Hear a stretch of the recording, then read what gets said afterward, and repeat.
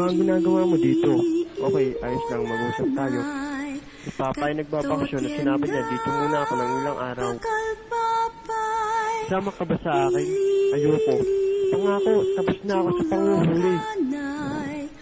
Mata ka na, tabangan mo, ikarga ang naalala ko lang talaga.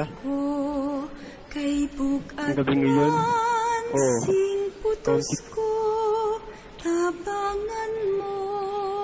Ako'y nasa apoy, kasama ka, at binuhat kita palayo sa pinto.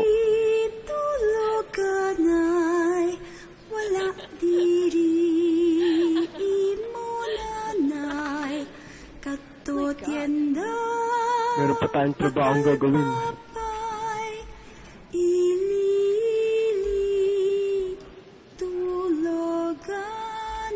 Hahanapin ko si Papa. Alam ko na baka tayo niwan ni Papa gumawa.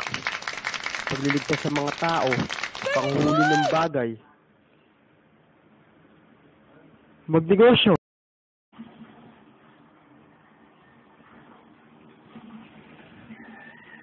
Binigyan niya tayo ng trabaho at susundin ko ito.